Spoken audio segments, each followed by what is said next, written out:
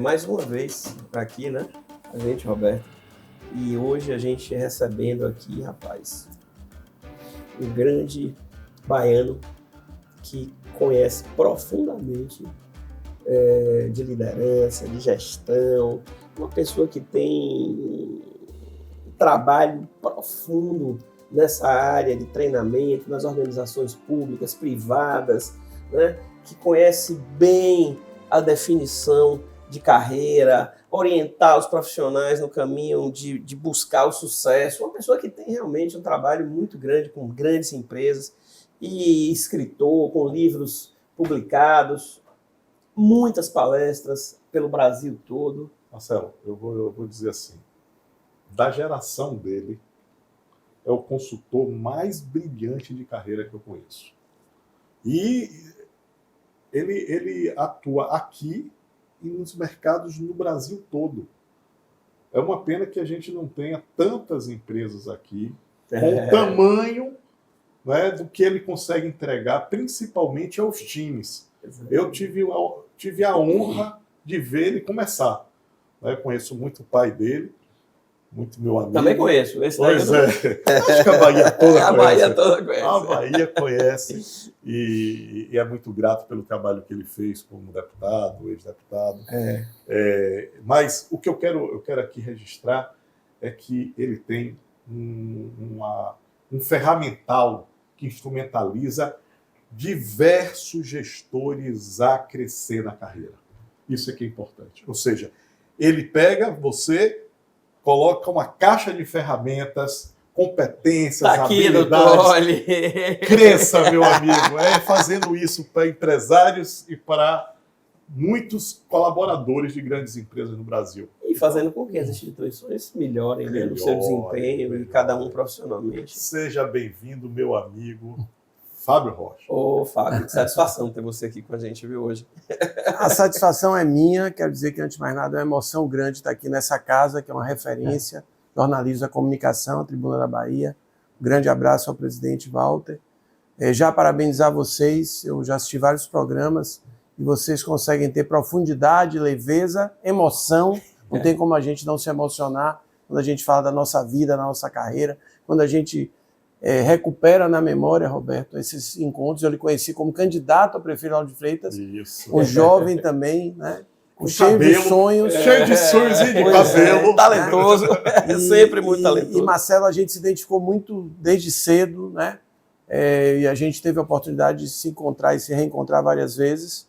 E dizer que vocês valorizaram o meu passe, que bem Maria, a partir de segunda-feira, mercado da Bahia e do Brasil estou bem mais caro. Mas acho que vocês definiram muito bem no que cabe ao propósito, seja o meu propósito, o propósito da minha empresa, junto com a Maísa Neville, que é a sócia fundadora, está passeando agora na Turquia, na Grécia, porque ela merece, eu trabalhando aqui. O nosso propósito é exatamente apoiar na transformação do desenvolvimento de vidas e de organizações. Então, é uma satisfação enorme estar aqui, estou à disposição de vocês, né? E quero dizer que vocês, inclusive, e já quero dizer uma coisa que é muito importante para o Estado da Bahia. O Estado da Bahia precisa valorizar mais mérito e menos status. Porque esses nomes todos que passaram aqui têm muito mérito, têm muita história, mas muitas vezes estão em posições institucionais, diferente do meu caso. Eu sou literalmente um self-made man, né, como se diz, e vocês me dão a honra, de mesmo eu não tendo sido deputado, secretário, quem sabe o futuro, né? Como diz o doutor Heraldo, abraço ao doutor Heraldo, que é meu pai, estar aqui trazendo essa caminhada, esse conteúdo, e principalmente provocações. Eu sei que vocês fazem um trabalho aqui de muito significado, e a Bahia precisa mudar muito. Os empresários, os gestores, os líderes dos 3 setores precisam rever a sua mentalidade. Então, vamos falar sobre isso também, mas estou à disposição de vocês. Mas você falou de uma coisa, você tocou já num assunto tão importante para a gente, que é a família, né? Aí a gente quer começar a sua trajetória, onde você nasceu, né? Onde você estudou. Maravilha. Maravilha. Eu quero primeiro dizer que isso fala muito da nossa história profissional. Qualquer um de nós. Eu que atuo muito com empresas familiares, posso garantir a vocês que muito do sucesso das gerações segunda, terceira e quarta geração tem muito mais a ver com o berço do que, às vezes, com a formação acadêmica ou a experiência profissional. Então, isso fala muito da minha história. Primeiro, filho de carioca, meu pai é carioca, flamenguista, enganaram ele, disseram que o Vitória era parecido com o Flamengo. Brincadeira aí, que eu sou do Negros. Todo mundo sabe que eu sou tricolor de 4 costados. Meu colega e amigo. Heraldo, querido Heraldo. Minha mãe baiana de Gandu, né? Terra do cacau. Meu avô mineiro, né? Dizem que ele jogou, inclusive, no Atlético Mineiro. Minha avó carioca. Então, assim, dos pais de minha mãe ali da Gandu, Valença, aquela questão toda. Então, é uma formação em que eu, de uma certa maneira, eu tive uma formação que ia além da Bahia, né? Tanto que minha comida que eu mais gosto é a comida mineira. É a canjiquinha, é o angu, coisas que não são tutu, por aí vai, carne de porco.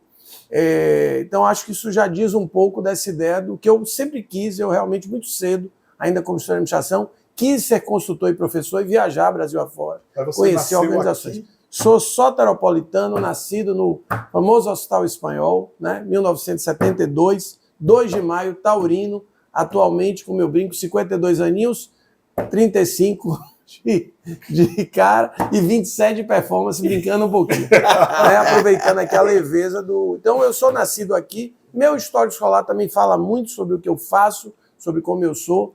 Plique-ploque, Pernalonga. Plique-ploque? Plique-ploque, né? Plique-ploque ali no Garcia? Do Campo Grande. Campo Grande. O Plique-ploque, o Pernalonga.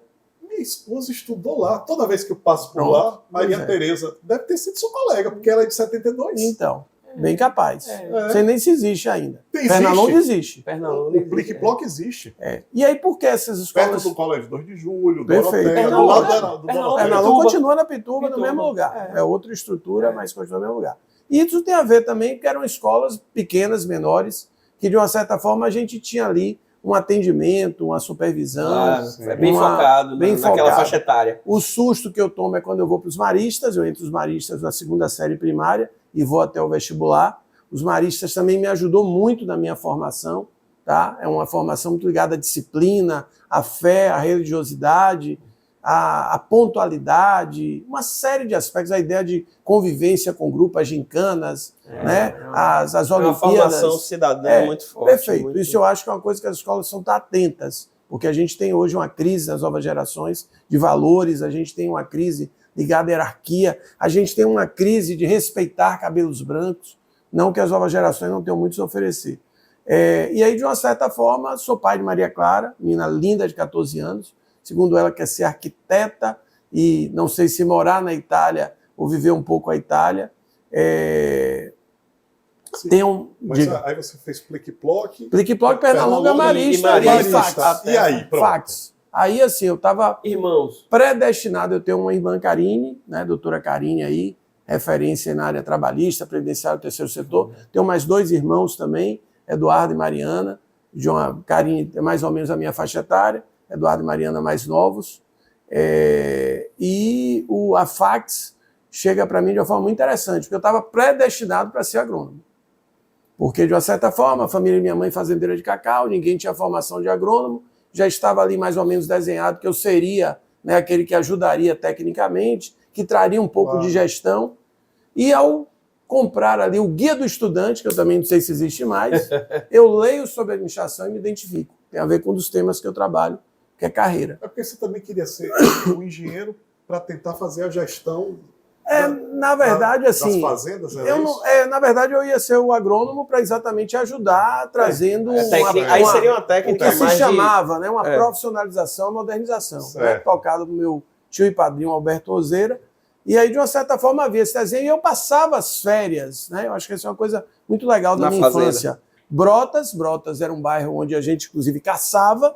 Eu saía com meu avô Rocha, né? E eu morava eu era deixado no Plique-Ploque, meu pai 3 plantões, minha mãe 3 plantões, minha avó me pegava lá. Eu sou literalmente menino criado com vó. Eu acho até que aquela música foi feita para mim, né? Menino de vó, não sei o que, eu acho que foi até feita para mim, né? Então, de uma certa... Como vó tem feito falta na vida das pessoas. Demais, né? Demais. A avó é um sentimento. Uma das maiores referências que eu tenho bonito. De casal, né? E eu passava 3 meses das minhas férias na fazenda. Então, literalmente, a fazenda era um paraíso, né? Por mais que Salvador não fosse violento como hoje. Então, de uma certa forma, estava tudo desenhado. Ao ler o Guia do Estudante, eu me identifico com a administração e eu só fui entender isso muitos anos depois. Primeiro, a referência de meu pai e minha mãe. Meu pai já estava como se chama hoje executivo, na Legião Brasileira de Assistência. Ele, apesar de ser médico, entra como estagiário e sai como superintendente. Então, eu já via meu pai ali como gestor. Eles falavam de gestão. E minha mãe com o professor Alcimar Coutinho na Climério de Oliveira. A enfermeira, além de ser muito talhada para a gestão, eles tinham esse espírito de gestão. E eu tinha uma referência muito forte da minha tia Valéria Rocha, já falecida, no Rio de Janeiro, uma grande corretora de seguros, né, um verdadeiro fenômeno, que era uma executiva. Ela falava muito no por fora. O por fora era remuneração variável, tá, minha gente? Então ela já vestia roupas como o que hoje, né, aqueles blazerzinhos femininos. Ela já viajava muito, ela já falava de negócios. Ela já tinha um perfil de executivo. Exatamente. Então, eu não escolhi administração por acaso. Muito feliz com a minha escolha, entendo que é uma das formações mais modernas. Então, eu diria que, assim, não tenho o que me queixar. Durante o processo dentro da Fax, você exerceu algum papel de liderança? Maravilha. Boa pergunta. Eu, na verdade, eu sempre busquei estagiar o mais rápido possível. Tanto que eu estagiei alguns anos na Codeba.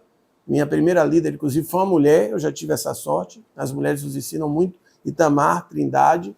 E eu também, que aí sim foi o início de fato de minha carreira, vou para a Fundação José Silveira, onde eu tive um dos primeiros mentores profissionais, que é hoje um dos grandes deputados federais da Bahia, o Antônio Brito, meu amigo. Ele foi um dos meus principais mentores, inclusive fazendo eu entender a TEL, Tecnologia Empresarial Odebrecht. Então, na Fax, eu tinha um desenho que eu queria ir para a Odebrecht, e podem acreditar, mesmo com 19 aninhos, aos 45 anos, eu iria finalizar uma carreira executiva e ir para a consultoria e ser professor. Eu não tinha, lógico, a ideia de gestão e planejamento de carreira, claro, mas eu já tinha esse desenho. Mas você tinha esse... Tinha esse desenho. E a Fax era um momento onde eu diria que a minha turma era uma turma da manhã. Era uma turma muito verde, era uma turma diferente da turma da noite. Então a gente só vai acordar um pouco para essa relação estudo, trabalho, carreira, vida, quando a gente vai para o final da faculdade. Então eu era muito apegado ao Marista. Então os meus finais de semana eram nos Maristas, jogando, por exemplo, campeonato de ex-alunos. Tá? Então, na verdade, é como se eu estivesse ali no limbo, né, onde eu vivia um pouco do passado. Eu também vivia muito a minha rua, que eu moro hoje, que é o Caminho das Árvores. Eu organizei um dos primeiros campeonatos de futebol de salão do Caminho das Árvores, com 11 anos de idade. Eu já vi que tem um futebolista aí, jogador, um frustrado. Tem. Não, frustrado não. Mas assim, como eu digo, apaixonado pelo Esporte Clube Bahia e amante do futebol. Inclusive, jogo bola até hoje. Abraço aí para a turma do Uruguai, para a turma ali da Arena Santiago. Que legal. Então, eu acho, inclusive, que a melhor terapia do mundo, baratíssima, é a resenha, como dizem os baianos, do pós-baba. Então, de uma certa forma, eu diria que, claro, que com o olhar de hoje, as minhas escolhas estavam muito dentro daquilo que eu queria e estava muito claro que eu queria. Lógico que a vida não é linear. Mas você chegou a liderar algum Grêmio, alguma coisa? Não. Eu nunca... vamos dizer, do ponto de vista mais desse movimento político, né? Eu nunca me envolvi, não. Né? Eu era muito mais liderança no bairro do Caminho das Árvores, via aí a história do futebol, eu era muito mais...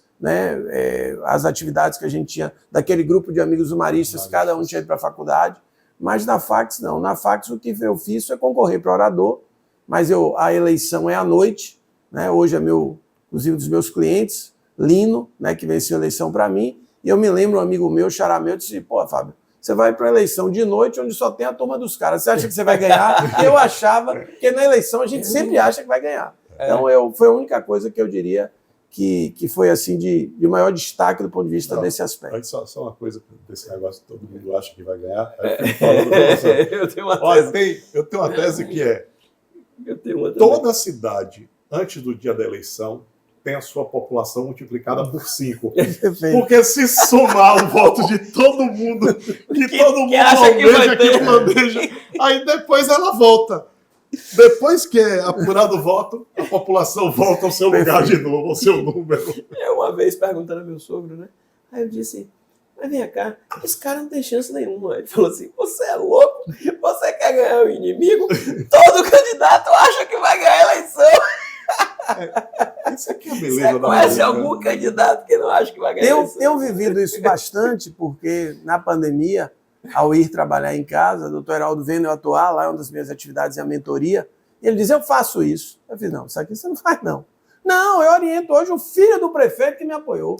Eu digo, bom, meu pai, o nome disso chama mentoria. Então você vai estudar, vai fazer formação, e a gente pode desenhar um programa de mentoria política. Desenhamos em 2020 o programa de mentoria política, sempre, principalmente nas eleições, a gente atende candidatos ou gestores, e tenho vivido muito isso, porque em muitos casos, como é um hobby para ele e para mim, não é minha atividade principal, minha empresa, inclusive, não está envolvida, eu digo para ele, eu disse, não gaste o seu dinheiro, porque você não tem chance nenhuma de se eleger. E do lado, meu pai quase me bate, né? Porque o político sempre acredita, né? E ele, apesar de estar ali como mentor, o político não morreu, né? Pelo contrário, está muito vivo, agora mesmo, está fazendo atendimento gratuito como médico em comunidade. Agora, se Lula tivesse ouvido você, ele não seria presidente da República. Pois é, verdade. Além do tentativa, né? Não, sem dúvida. Olha, uma característica do político é a resiliência. Isso. Ele precisa saber perder e saber ganhar, mas nunca deixar de sonhar. Tá certo. Muito bom. Foi filosófico aí, doutor Roberto, agora foi fundo. Esse que passeou aí pelo privado, pelo público. Tem gente que sonha a vida toda. Mas tá certo. A paciência é isso, a política é isso, essa capacidade de sonhar. É verdade. Sonhar para si e para todos, né? Não, e são aquelas situações que o cara diz assim, porra, como fulano ganhou aquela eleição? Isso aí. Tem isso. Mas ganhou, porra. Se não tivesse tentado, não ganhava. Se não tivesse lá disputando, quero não ganhava. dizer aqui, tem a ver com o que eu trabalho, comportamento e desenvolvimento humano, não tenha dúvida nenhuma que as escolas, a infância, a questão da brincadeira que gera criatividade, que gera o relacionamento com o diferente, né, foram fundamentais para o que eu faço hoje, em falsa modéstia, muito bem feito. Agora, Fábio, eu fiquei com uma dúvida. Fica à vontade. Porque naquela hora que você falou assim, eu planejei lá na faculdade Sim. que a minha vida eu ia ser executivo até Isso. 45 anos e que daí para frente eu seria consultor e professor. Perfeito. Né? Você fez isso lá Não, no início não. da... Esse desenho eu fiz. Você desenhava isso lá quando você entrou na faculdade. Você tinha Perfeito. claro isso na sua cabeça. Isso. Eu era tão planejado que eu já sabia que eu queria fazer uma pós em Direito Empresarial, porque eu entendia que o direito era uma ferramenta. Eu já sabia que eu queria fazer uma pós em Comunicação, que essa eu fiz. Foi minha primeira pós-graduação ali com 22, 23 aninhos, porque eu formei muito cedo em administração. Eu já sabia que eu queria fazer uma pós na GV, Fundação Getúlio Vargas. Eu tinha desenhos muito claros, né? Você me perguntar de onde isso, não sei. Eu não tenho uma explicação para dar, porque você está muito verde, muito menino. Né? Claro que o mercado e o mundo não mudavam com a velocidade de hoje. Nessa época, seu pai já era político? Meu pai, ele ganha a primeira eleição para deputado, eu exatamente entrando na faculdade, na Fax.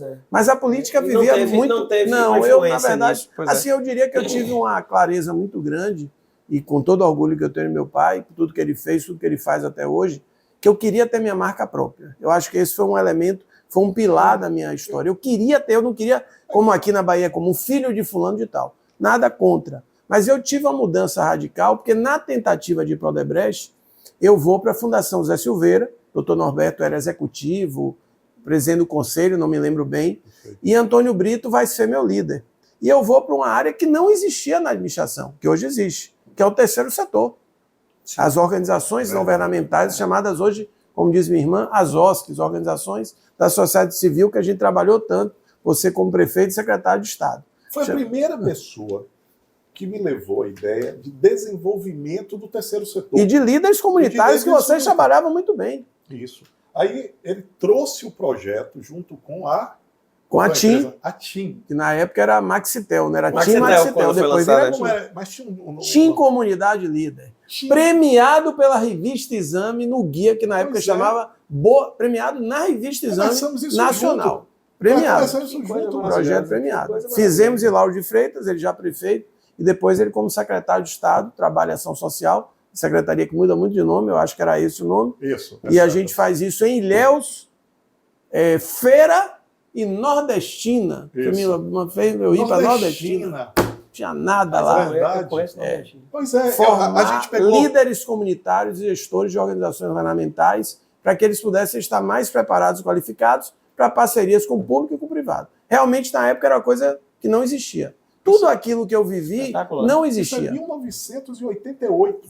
Na verdade, Eu me formo em 93. 1998. 98. Isso. É quando eu volto de São Paulo. 26 anos. 26. Eu passo. 1998. Eu Falar volto de terceiro setor e capacitação de líderes do terceiro setor, a gente fez isso em 1998. Exatamente. A próprio termo que o doutor Norberto usava de autossustentação da fundação, você tinha ali o professor José Silveira e tinha um empresário, né? Era coisa que... Agora, sabe? quanto o doutor Norberto inspirou, né? Com certeza. Para além da Odebrecht, né? É impressionante. Quantas instituições que passam aqui, Irmandu, sem dúvida, sem dúvida. Dizendo a inspiração dele agora, Zé Silveira. E fora o legado que ele deixa no nosso DNA. Quando eu estudei, porque eu estudei como estagiário ATEL, eu me identifiquei com aquilo. Né? A ideia do líder liderado, a ideia do pacto do plano de ação, a ideia da delegação, conceitos extremamente modernos. Da educação no trabalho. Da comunicação. Então, de uma certa forma, mudou tudo, tá, Marcelo? Eu entro na fundação, passo 5 anos fazendo uma carreira na fundação, passo uma temporada a pedido de Antônio Brito, atuando com o doutor Edivaldo como secretário da administração de São Paulo. Eu moro em São Paulo um período, é muito rápido, eu vou com a missão. A passagem do nosso querido professor Exatamente. O doutor Edivaldo, um fenômeno, né? Do gênio. Do tributário. Isso, uma boa. Já tinha pensado nisso até. Uma boa. E ele está num momento muito rico, né? Porque a maturidade, a senioridade, falaremos de um dos livros meus, lançado em setembro de 2021, tem que ser trabalhado. Então mudou muito, né? Eu vou para São Paulo. Quando eu volto de São Paulo, eu decido sair da fundação. Me lembro até hoje, eu disse, meu pai, eu vou sair da fundação porque eu vou atuar com consultoria. Lógico que ele não apoiou, né? 25 aninhos de idade, eu indo para a consultoria, e eu faço a proposta para a Maísa, que era sócia e é sócia fundadora da Damicos, criar uma área na empresa de consultoria de desenvolvimento social, esse era o nome, onde a gente iria prestar serviços para prefeituras, governos, organizações governamentais. Até aí não havia a figura das empresas. A TIM entra pelo movimento que começa no Brasil em 98, chamado, como diz o paulista, RSE, Responsabilidade Social Empresarial. Então muda toda a minha carreira, mas só tenho 52 anos. Não vou dizer que eu não tenho saudade de uns 10 anos a menos, né? Mas só tenho 52 anos, então estou aberto aí, não só para continuar a minha empresa, mas para novos desafios. Sim, aí você vai para a Damicos, e aí começa assim um novo ciclo na sua vida. Totalmente diferente. Hoje você vai ser o seu empresário, né? Isso. A primeira vez que você se coloca no mercado como um empreendedor. Perfeito. Qual é a grande mudança do que você fazia? Radical. É radical. Quando você está dentro da estrutura e vocês sabem o que eu estou dizendo, vocês têm na carreira de vocês essas experiências, você está ali fazendo um papel. Né? Quando você é dono do próprio nariz, no baianês, né? Uma linguagem mais simplória, você literalmente cobra o escanteio, faz o gol, aplaude para você mesmo, bate o coro, faz a zorra toda. E nós precisamos respeitar a sabedoria, a maturidade, a senioridade, precisamos de mentores. E aí eu vou ter uma outra mentora que eu tenho até hoje, que é minha amiga, minha mãe, minha irmã, né? Pessoa que me ensinou tudo que eu sei, que é a Maísa, que foi a fundadora. Eu entro 25 anos, Maísa tinha 50, criando a empresa dela. Ela tem uma história como servidora pública, e ela está ali, tinha 5 anos que ela tinha criado a empresa. E ela já tinha feito uma transição, vinha fazendo uma transição de carreira. Então, um menino de 25 anos, e foi muito marcante a minha experiência, que a gente vence para fazer um projeto de planejamento estratégico de 3 companhias docas: Bahia, Rio Grande do Norte e Espírito Santo. E o que acontece? Maísa viaja para fazer mestrado na Europa. E eu fico com esse pepino. Eu era o coordenador do projeto, onde os meus consultores tinham 50, 60 anos. E ela me orientava por fax. Imagine eu recebendo orientação por fax, não tinha WhatsApp. Aquela época, você via o papel. E eu me lembro que... Aí eu tive outro mentor nesse projeto, que foi Petrônios, né? Se ele, quem sabe, chegar nas mãos dele, agradeço muito, que sabia tudo de portos, e eu, um menino, tendo que conduzir os trabalhos, conduzir encontros e workshops de planejamento estratégico. Então, a mudança é radical, só que naquele momento eu tenho uma definição com a Maísa de me dedicar ao que hoje se chama ESG. Então, basicamente, meu primeiro ciclo de carreira foi, Marcelo, na consultoria, mas numa consultoria voltada para o que se chama hoje ESG, que é a responsabilidade social empresarial. Então, a gente traça o caminho que rapidamente, antes dos 25 anos, não, ali se eu entrei com 25, antes dos 27, 28 anos, eu já era um consultor nacional em responsabilidade social. já tinha feito workshop em vários lugares do Brasil, e eu já tinha atendido empresas de todo o Brasil. Quando nem se falava disso. Pois é. Quando eu quero dar um testemunho aqui, viu, Fábio? Em duas coisas. Primeiro, a sua maturidade. Você sempre foi uma pessoa muito madura. Então, desde a primeira vez que eu te conheci, eu também era jovem, mas eu sou um jovem com 8 anos a mais que você, então isso faz uma diferença aos 25 anos. Claro. Para os 33, você sempre foi uma pessoa muito madura. E uma outra coisa que é muito importante, quando a Bahia se dividia em carlismo e não carlismo, certo? Você estava com seu pai como liderança grande carlismo e nós éramos oposição. Eu era prefeito da oposição muito ferrenha. Das mais expressivas, liderança das mais expressivas. Em nenhum instante nós conversávamos sobre política para divergir a ponto de não trabalhar junto em outros projetos. Não conversávamos de política partidária. De política a gente conversava. Inclusive, aliás, amei esse conceito seu, do sonho para si e para todos. Eu acho que a política, primeiro aprendi, resisti, mas aprendi e aceitei. A política, tudo passa pela política. Eu estive agora em Tocantins, fazendo palestra para o agro, depois eu tive Luiz Eduardo Magalhães, e eu posso dizer a vocês que o grande entrave do agro do Brasil e da Bahia tem a ver com política pública. Tem a ver com ideologia na gestão. Então, Roberto, eu, inclusive, me marcou muito aquela experiência, porque eu me lembro assim, Marcelo, próximo do Natal, e esses caras fazendo projetos para captar recursos. Isso. Era e eu disse, aquilo me encantou, primeiro porque assim, a relação do baiano com o trabalho é mal resolvida. Né? No serviço público, pior ainda. Verdade. Então, quando eu vi aquele grupo, naquele tesão, né? Uma equipe, um grupo mesmo, grupo político, mas um grupo também de gestores, eu fiquei assim, sabe, aquilo me atraiu, porque o que me atraía era a gestão.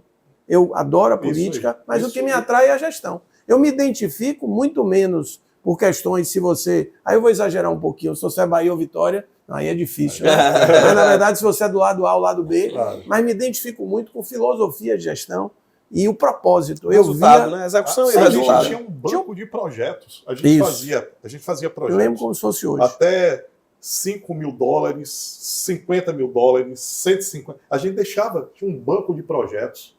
A gente não tinha muita coisa de computador.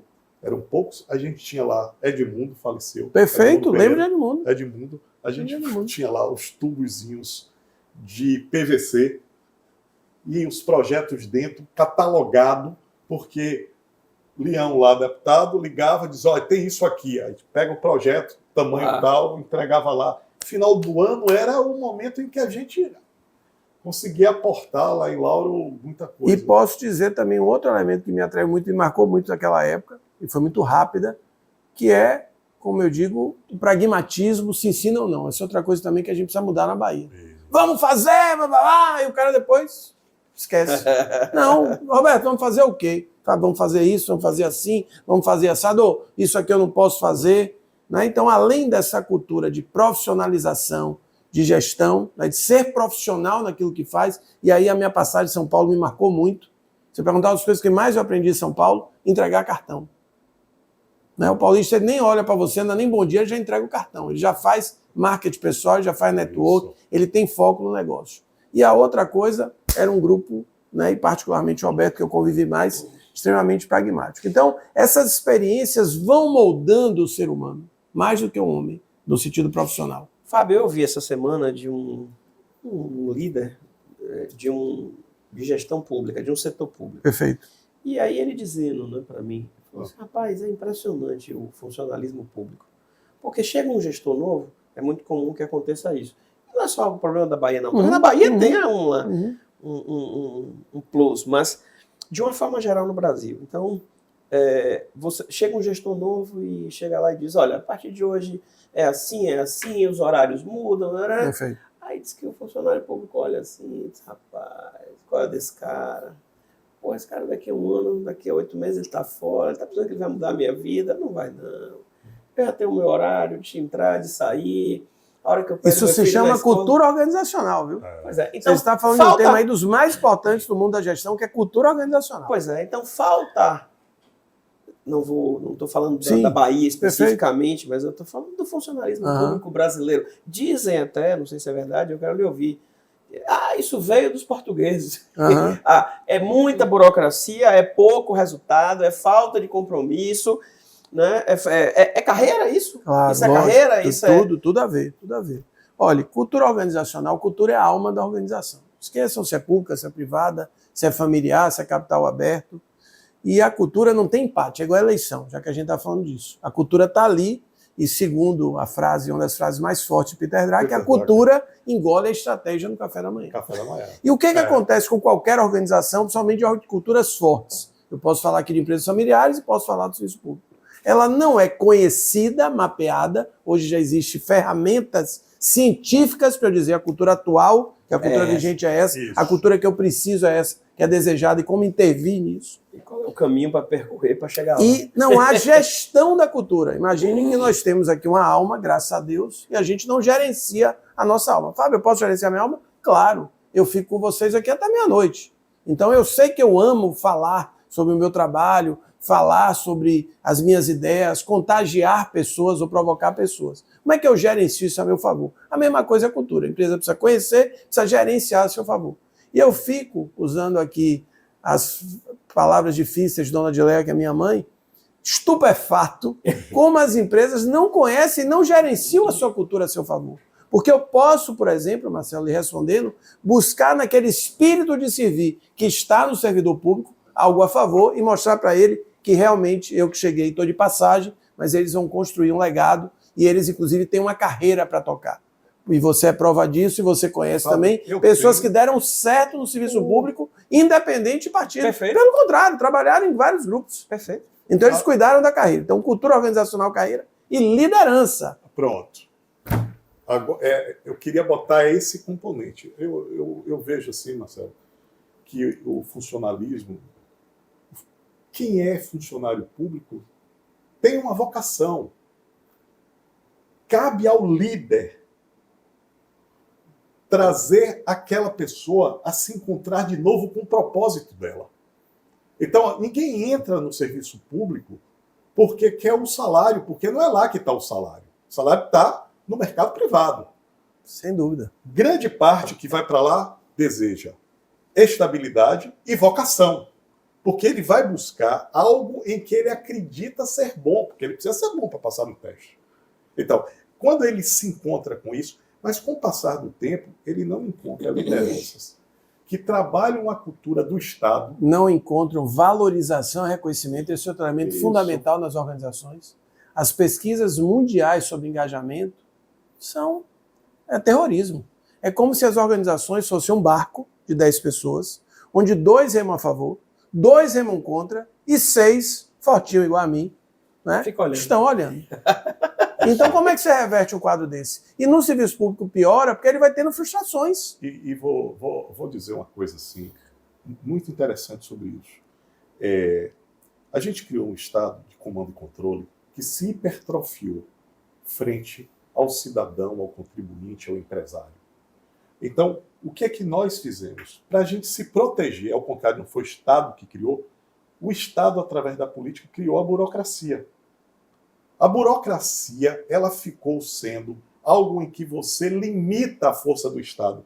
Você gera uma segurança jurídica do Estado contra você, como contribuinte, como cidadão. Só que hoje, a burocracia engoliu tanto o Estado quanto a sociedade. Então, o próprio funcionário público, ele é também uma vítima desse Estado hipertrofiado e dessa burocracia. Perfeito, sem dúvida. Então, a gente... Por isso que existe o apagão das canetas. Lógico. Às vezes você ouve o cara dizer, ninguém tem coragem de dar esse parecer. Ninguém autoriza não, irmão. Famoso ordenador de despesas não é para qualquer um. Liderança, na verdade, é algo complexo. Olha, vocês trouxeram... Primeiro eu queria dar uma sugestão para ficar gravado para a eternidade.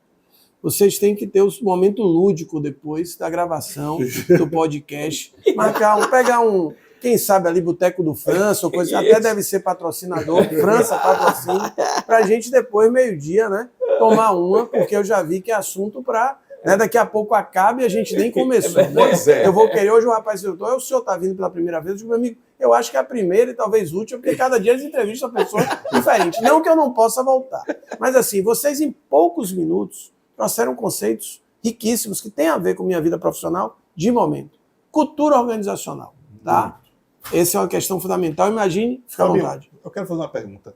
O que é que mudou? O que é que você percebe? O que é que mudou da cultura organizacional dos seus 25 anos e a percepção que você tem sobre esse mesmo tema aos 52 anos? Maravilha. Vou tentar fazer um paralelo aqui e conectar algumas questões. A pandemia foi um divisor de águas. Certo. O mundo hoje é híbrido. Sim. Né? Então você tem o digital e você tem o presencial. É verdade. E muitas vezes a gente vai para um caminho muito equivocado. Porque o que é a transição? É a coexistência, Roberto, do velho com o novo. Coexistência. Eu posso ir para o cinema assistir um filme, eu posso assistir um filme aqui. Ok? Certo. Eu posso ir para o estádio de futebol, que é o que eu gosto, ou eu posso estar lá no streaming. Então, não é que isso não existia antes da pandemia. A pandemia só fez acelerar coisas que existiam. Então, o mundo mudou radicalmente. Primeiro, nós temos, isso tem a ver com um dos livros nossos, 5 até 5, geralmente 4. Pela primeira vez na história do mundo, nós temos 4 diferentes gerações trabalhando juntas, numa mesma organização. Isso já muda tudo. Eu tenho um menino de 20 e eu tenho o coroa de 60, ou de 70, ou de 50. Né? Apesar que eu não gosto desse negócio de coroa com 50, que eu tenho 52. Tudo bem, eu aceito. Quando do Baba chama a gente, tio passa a bola, você descobre que houve ali uma virada de chave. Tem que mudar de esporte, viu? Eu dizia isso a Gabriel e Léo. Quando o cara diz, tio passa a bola. Então, o que é que acontece? E aí, muitas vezes, falando de cultura, mas também falando de liderança, eu não entendo que é muito importante a minha essência, a minha identidade, a minha cultura, ou seja, numa empresa familiar, toda aquela história dos fundadores, dos valores, né, de como ele construiu aquele pequeno, médio ou grande império. Mas aquilo que me levou até aqui não vai me fazer sobreviver. Tem uma frase muito interessante que diz que as empresas não estão dando errado porque elas estão fazendo coisas erradas, mas é porque elas estão fazendo mais do mesmo. Ou seja, o mundo muda, a gestão muda, o mercado muda, os concorrentes mudam, e eu continuo refém de práticas da Idade da Pedra. Ou seja, o maior concorrente de uma empresa é a própria. Né? Sem dúvida, sem dúvida. Quando você tem na Bahia a cultura que o empresário gasta milhões no equipamento, numa sede, e ele não gasta poucos recursos em gente, quando eu chego em empresas de 30, de 40, de 50 anos, que nunca tiveram um programa de desenvolvimento de liderança, eu juro para vocês, como se dizia antigamente, dá vontade de rasgar todos os diplomas. Porque, inclusive, vocês questionam como essa empresa está em pé. Só que ele não entende que o mundo mudou e que, às vezes, o maior entrave dele não é grana, não é tecnologia, mas é porque ele não tem gente formada para fazer a empresa crescer ou os sucessores. Isso aí. Então, na verdade, tem coisas que realmente eu não consigo entender. Por isso que eu bato muito na tecla. Precisamos fazer um trabalho de mudança de mentalidade dos nossos gestores, líderes e empresários. Em qualquer campo, seja ao fazer uma campanha política ou a gestão de uma prefeitura, do Estado ou de um órgão, na gestão de uma empresa familiar, na gestão de uma organização governamental, as bases não podem ser as mesmas. A essência é a mesma. O Dr. Norberto tinha uma frase. Tudo muda sobre uma base que não muda nunca. Então, mudou tudo. Tá? Mudou tudo. Mas deixa eu pegar só um exemplo. Eu queria que você desse um exemplo de uma ferramenta que você usou há 25 anos atrás. Exemplo, você falou agora uma coisa maravilhosa. Nós temos como mapear a cultura organizacional. Boa. Isso há 25, 27 anos, você tinha como identificar. Existe uma cultura. Mas não tinha uma... Não tangibilizava. Não, isso. Perfeito. Vamos lá. Vou dar alguns exemplos. Não, até porque é importante isso, sabe? Porque as pessoas, às vezes, não têm acesso a entender que é possível transformar uma cultura em números, em capacidade de leitura, em um relatório claro, objetivo, para que fortaleça essa cultura ou melhore, né? Maravilha. A tônica do que vocês comentam aqui e que você me pergunta especificamente é que o tangível e o intangível precisam estar conectados. Então, aquele mundo mais concreto dos resultados, dos processos, dos fluxos... Quanti-quali. Isso. Quanti-quali. E o intangível, que é cultura, significado, propósito, engajamento, gente, ambiente organizacional. Minha gente, o que é aqui uma maravilha? Porque as pessoas se entregam, abrem o coração, abrem a alma. Vocês conseguem fazer isso com a gente. Então, isso faz uma diferença muito maior do que o roteiro, do que o tempo, do que... seja o que for. Então, essa eu acho que é a grande mudança. É possível hoje tangibilizar o intangível. O quanto eu ir feliz para o meu trabalho tem a ver com produtividade. O quanto eu ir num bom ambiente de trabalho e seguro, olha a segurança psicológica, a saúde mental está aí. Aliás, recomendo que vocês tragam e estou à disposição para indicar gente para falar de saúde mental. O Brasil está entre os 4 piores lugares, primeiro, segundo, terceiro, quarto, burnout, depressão e ansiedade grave, né? Então, essa é a grande mudança. Eu vou dar exemplos práticos. Liderança. Liderança são soft skills, são competências socioemocionais. Então, eu não posso imaginar que o líder de hoje é o líder de ontem. Primeiro, porque competência técnica só não resolve. Ser um bom engenheiro, ser um bom administrador, ser um bom biólogo, não resolve. Competência técnica é o mínimo. Segundo, hoje eu lidero 4 diferentes gerações. Então, a maneira de formar e desenvolver um líder, a maneira de liderar um time, ela tem aspectos do passado, mas ela tem aspectos novos. RH. Como é que eu vou fazer uma seleção de um time de 1000 pessoas? Eu tenho a tecnologia, mas eu também tenho o presencial. Então, na verdade, a mensagem principal é a da coexistência do que eu estou chamando de velho e do novo. E o entendimento que não existe receita de bolo. Isso o Odebrecht era craque. A reengenharia, qualidade, não. O que cabe na minha organização? 5S. Eu diria que talvez esse seja um dos grandes elementos fortes na nossa história. Uma empresa que ano que vem, a minha empresa da Micos completa 33 anos, né? Que é customizar, personalizar e fazer uma imersão na realidade de cada cliente, se for pessoa física, no caso das mentorias executivas e profissionais, ou uma organização, no caso de consultoria, treinamento ou palestras. Ok? Então é entender aquilo que cabe e outra coisa, entender o time, a maturidade da gestão e fazer com que ele acredite, porque eu não posso mudar do lado do balcão. Consultor não decide. Consultor apresenta, agora consultor precisa ter, não posso usar o termo aqui, precisa ter segurança, eu exalto o termo, para dizer, Roberto, se não fizer, vai dar. VDM. Certo? Olha, eu vou trazer uma questão interessantíssima. Que e assim, eu tenho uma convivência empresarial engraçada, porque eu tenho uma situação que eu tenho uma relação com um sócio que é mais velho que eu, aí uma outra eu tenho um sócio que é a metade da minha idade, e isso é interessante, porque a gente vai...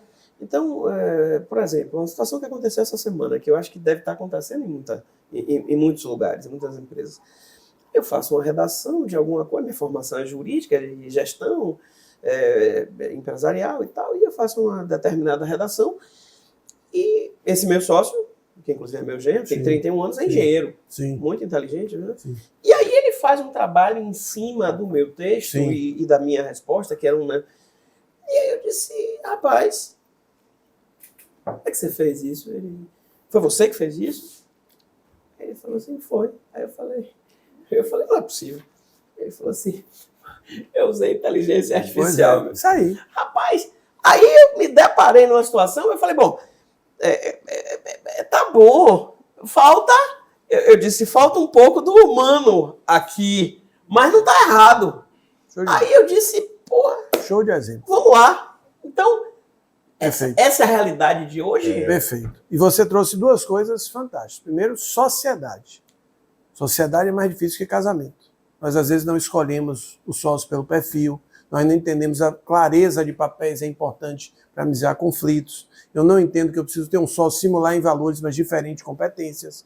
Eu não entendo que eu preciso trabalhar a governança, aí vem o novo.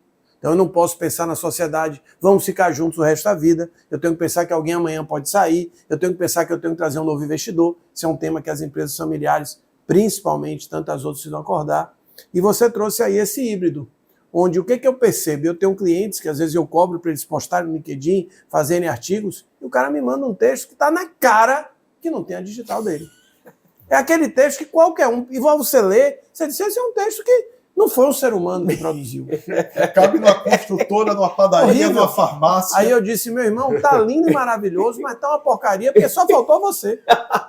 Cadê sua digital? Você tem que fazer conexões. Quando eu escrevo um artigo, eu tento conversar com quem vai ler o artigo.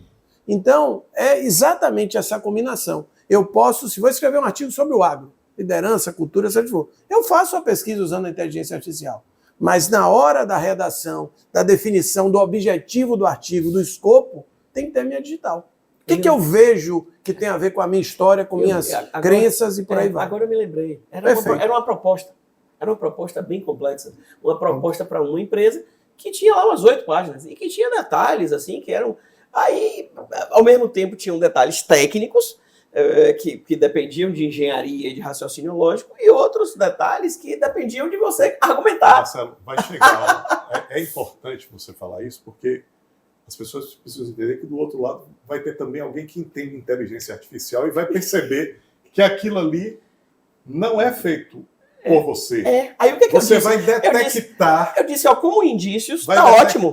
Como indícios, está ótimo. Mas agora, se a gente não fizer um fechamento, quem receber do outro lado... E podem ficar tranquilos, tem coisas que são insubstituíveis. Nós poderíamos gravar isso aqui online, não poderíamos? Sim. Mas teria essa mesma energia, essa olho mesma no conexão. Olho. Então, meu amigo, então tem coisas que, por mais que a inteligência artificial seja fantástica, talvez ela não consiga ainda ter cheiro e sentimento. Aproveitar para fazer um gancho. Nesse dia foi fantástico. Possível gerar liderança de fato organizacional só ela convivendo em meio digital? Não, na verdade, esse foi um dos elementos por que a cultura voltou à tona. Com a pandemia se percebeu a fragilidade das relações, líder e times, e a fragilidade da cultura. Eu não formo ninguém, eu não crio uma cultura só à distância. E aí existem modelos, inclusive, que estão facilitando os problemas de saúde mental. Porque você contrata um monte de menino, esse menino vai trabalhar num cubículo, lá na casa dele, sabe Deus aonde, sem contato com gente. Então é necessário o híbrido. Além de tudo, cada empresa é uma empresa, claro. Cada atividade é uma atividade. Por isso que a receita de bolo é o pior caminho. Mas... Como fazer um podcast de sucesso? Aí a inteligência artificial vai dizer lá.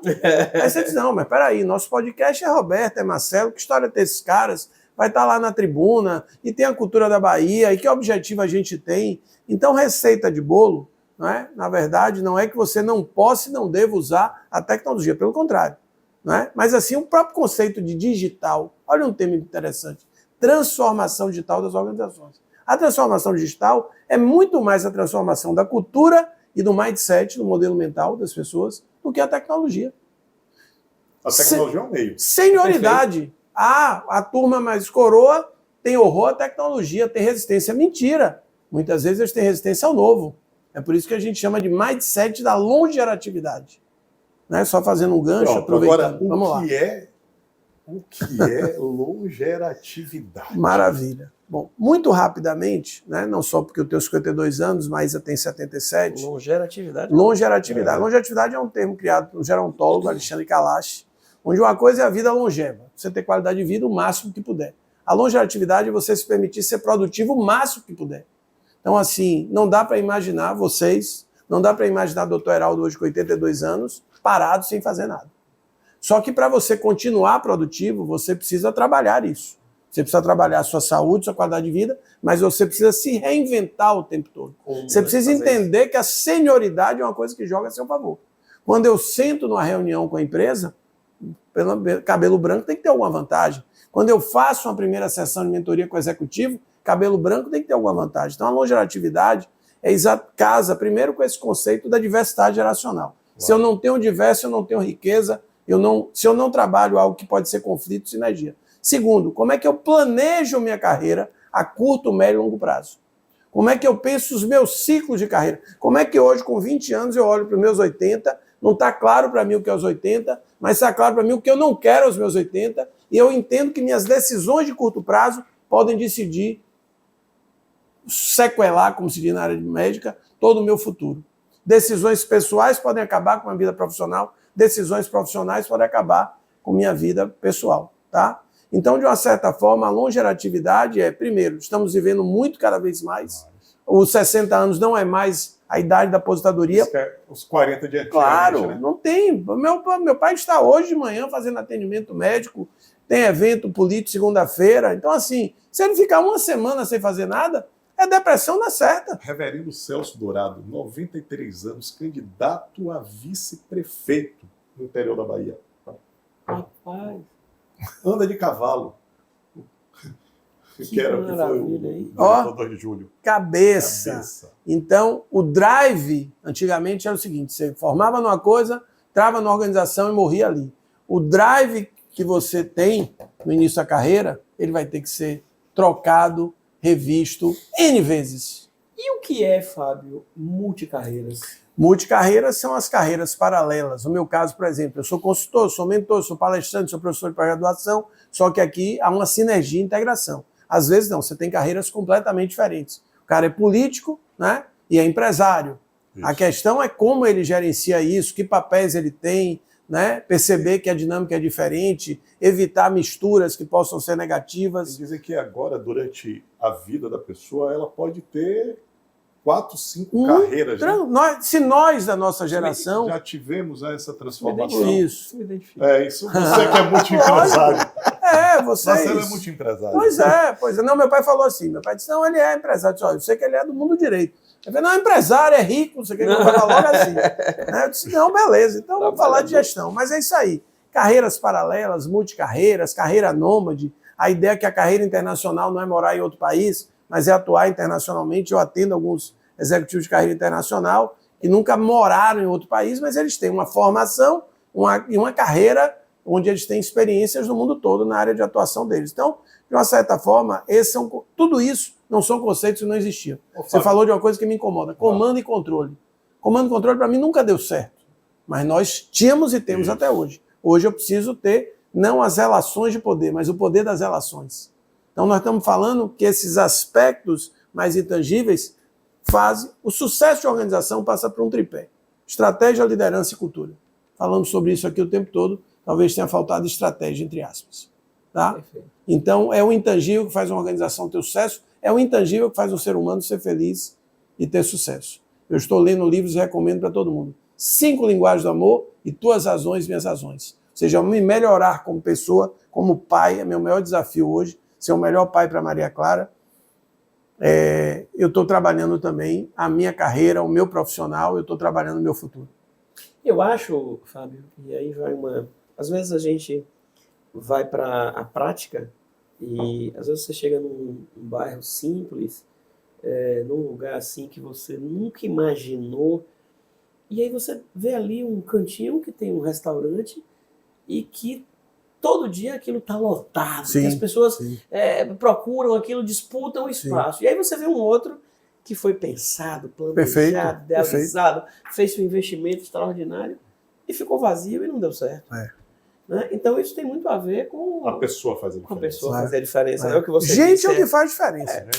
Esqueçam, né? Não tem nada que substitua o ser humano, e principalmente quando há essa sinergia, essa integração e esse desejo. Minha gente, eu não acredito que alguém fique adorando, amando, ficar olhando para o relógio, esperando dar o horário de ir embora, ou o sextou. Essa é uma coisa que a gente precisa rever na Bahia. A relação nossa tem que ser tão boa com o segundou quanto é com o sextou. Eu amo ir para o jogo do Bahia, mesmo tendo estresses, inclusive com o senhor Rogério Ceni, mas eu também amo.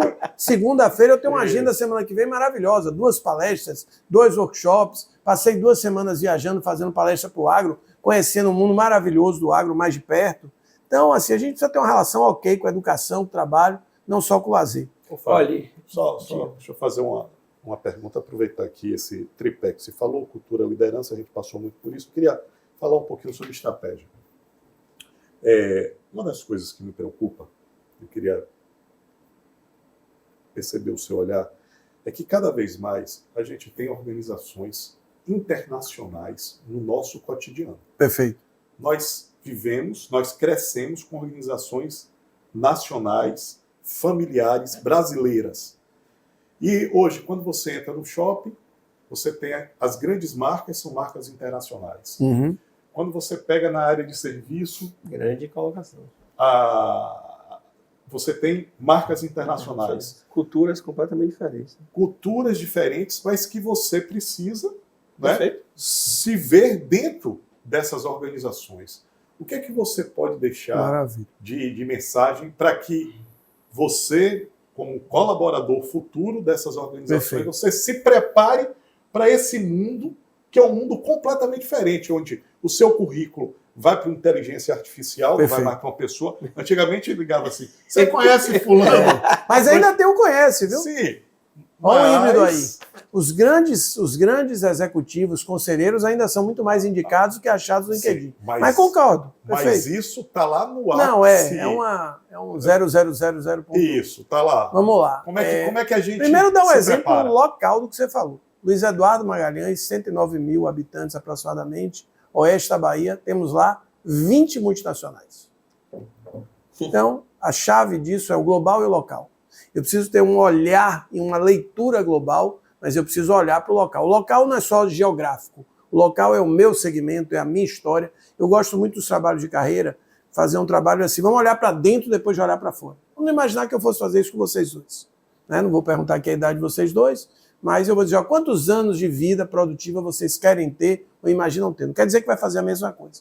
Vamos olhar que vocês tenham mais 20 anos de vida produtiva. Tá? Certo. Então, antes da gente ficar olhando as tendências de mercado, vamos entender o histórico de Marcelo, o DNA de Marcelo, tudo aquilo que ele acumulou, eu chamo de ativos profissionais, a mesma coisa com o Roberto.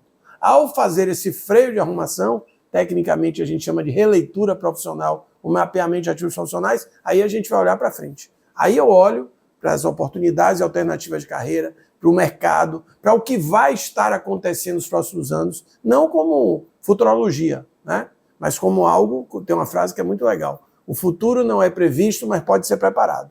Ou seja, o que você está colocando é que sim, eu tenho que ter um olhar muito mais amplo, eu tenho que deixar de olhar para o meu umbigo, e o umbigo agora é global, mas ao mesmo tempo eu tenho que trazer aquilo para a minha realidade. Né? Por exemplo, quando eu, dependendo da gente atuar nacionalmente, o maior mercado nosso, né, é a Bahia. Eu preciso entender a cultura da Bahia, preciso respeitar a cultura da Bahia. Eu preciso entender, por exemplo, que é uma coisa que a gente tem atuado muito com empresas familiares. Aquelas empresas são filhos, aquelas empresas são legados. Então eu não posso tratar aquilo com a frieza de um consultor tradicional de números. Quando eu falo dos filhos daquele empresário, ele está falando da empresa e dos filhos que estão ou não naquela empresa. Eu tenho que entender o que aconteceu com a formação daquela família.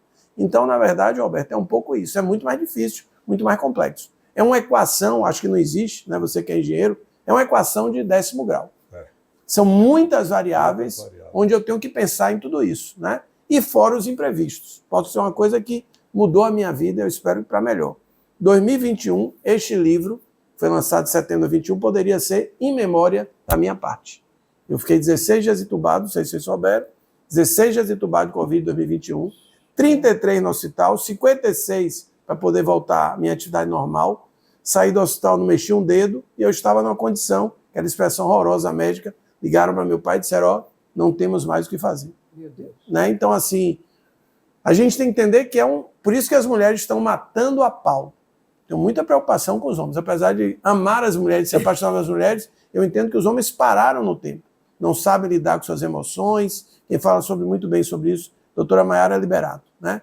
Eu fiz, inclusive, um trabalho com ela que ela chama de Revolução do Masculino.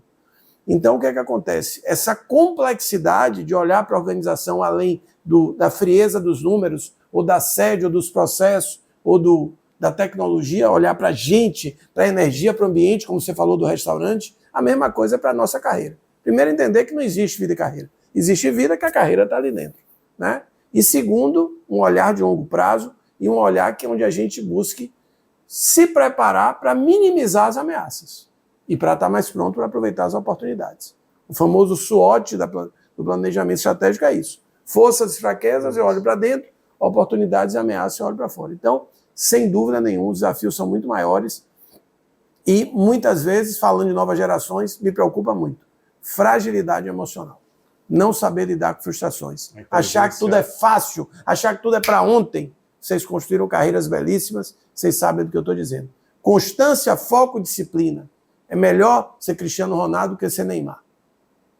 Cristiano Ronaldo não tem o talento de Neymar nem de longe, mas ele tem uma disciplina que ninguém tem. Constância, foco e paixão. Né? Eu acho que isso tem a ver com nós três aqui. Isso. Posso tomar essa liberdade de dizer isso. Paixão, tesão. Isso aí. Né? Eu estou aqui animadíssimo. Né? Mesmo indo depois para o Dom Lambão, pelo meu Bahia amanhã, mas aqui está sendo tão gostoso quanto. Olha, a gente... É muito rápido, né? Eu disse que ele seria bem especial para a gente, Rapaz, né? Fantástico. Sensacional. Mas eu só queria... Marcelo vai abrir um novo quadro que é o direto ao ponto, mas eu queria antes já que na verdade já é o fechamento. Que é o fechamento. Abrir o fechamento. É igual a Xuxa, é? Uma cor, é assim? É mais ou menos isso. Sim, eu sempre quis fazer isso. É Eu hoje. me realizei. É hoje. Uma cor, não sei o que. Porra, isso aí. Não, fecha os olhos. Você quer trocar a caneca por essa xícara de café? Aí é pior. Vamos lá que eu quero ir pro direto ao ponto. Mas antes disso... Vou me realizar. Nunca tive Xuxa, nem Jô Soares, mas tô aqui. Mas deixa eu dizer, antes disso, o que fazer para se defender do etarismo? Entender que essa senioridade lhe dá uma condição muito diferenciada. E como colocar isso, Fábio? Primeiro você tem que ter consciência desses seus ativos. Um minuto seu, um conselho seu, tem um valor muito maior do que 1000 horas de trabalho de um menino de 20 anos. Se você não tiver consciência do seu valor, né, essa é uma questão fundamental. Se eu não acredito em mim, né, o Bahia tomou porrada pro seu Flamengo, entre outras coisas, porque não acreditou que podia ganhar. Foi pro Maracanã sem acreditar. Já não acreditou na Fonte Nova. Então, você precisa acreditar em você. E acreditar de uma forma pragmática. Não é de uma forma... Sair do vitimismo. Isso. Ok? Porque o preconceito existe e vai existir sempre. Né? Quando eu vou lá jogar bola no Uruguai com a meninada, é lógico que o fortinho e eu ainda coroa, você não vai achar que eles vão me querer do mesmo jeito que o menino que corre igual maluco. Né? Mas automaticamente quem broca sou eu. O menino também broca. Né? Mas eu deixo lá a minha marquinha. Então, o que acontece?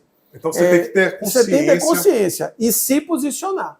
Trazer isso. Quando eu digo que minha empresa tem 33 anos, quando eu digo que eu já atendi 100 organizações só na área de SG Brasil afora, quando eu digo que mais de 150 mil pessoas já me assistiram, etc, etc, etc. Não trazer com soberba e arrogância, mas de uma forma natural. Quando você conta causa, como conteúdo. Isso. E aí, mas também, ao mesmo tempo, ter a capacidade de dialogar com o diverso. As novas gerações ensinam muito. Por exemplo, palavras como hoje a gente cita como lugar comum não faziam parte da nossa geração. Propósito, ser feliz, querer um bom ambiente, não aceitar um líder tóxico. Quantos de nós aqui tomamos gritos, esporros, vacilar até tapa de chefe e achava que era normal? Quantas mulheres aceitaram casamentos infelizes e não aceitam mais? Então, na verdade, você precisa ter consciência disso, você precisa entender aonde você tem mais espaço e você tem mais valor. Não é que isso não possa acontecer, mas é óbvio que em cargos de gestão e liderança, o sênior, como dizia a professora de inglês, um abraço, professora Silvia, tem muito mais chance do que em cargos da agilidade, do corre-corre. Então é nessa linha. E aí, a gente agora, Fábio, nós vamos entrar aqui no direto ao ponto. No direto ao ponto. Que aí já é o nosso final do programa, onde a gente lhe faz algumas perguntas que elas são bate-bola. Beleza.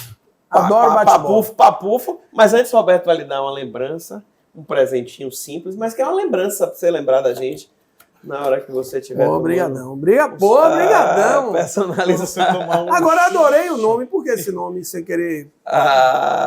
show de bola. Maravilha. É porque você faz hoje, não existe mais um diálogo de forma direta numa plataforma só. A gente tem multidiálogos. Perfeito. Então você tem várias dimensões desse diálogo acontecendo simultaneamente. Profundo. Simultaneamente. Porque nós estamos falando aqui, você está recebendo uma mensagem. Perfeito. Você está recebendo informações de fora do ambiente em que interfere diretamente no nosso diálogo em tempo real. Perfeito. Então é um multidiálogo. Vamos registrar isso nos anais da casa. Vamos lá. Felicidade e sucesso andam juntos, Fábio? Sem dúvida. Sem felicidade não tem sucesso. Em uma frase, o que seria uma carreira de sucesso? Carreira de sucesso, eu acho que tem muito a ver com realização. Para mim é realização. Resultado, sim, mas principalmente manter esse tesão em alta. Estratégia, escolha ou atitude? Atitude. Sem atitude, nada se faz. Em uma palavra, o que é que se precisa para ser um bom líder?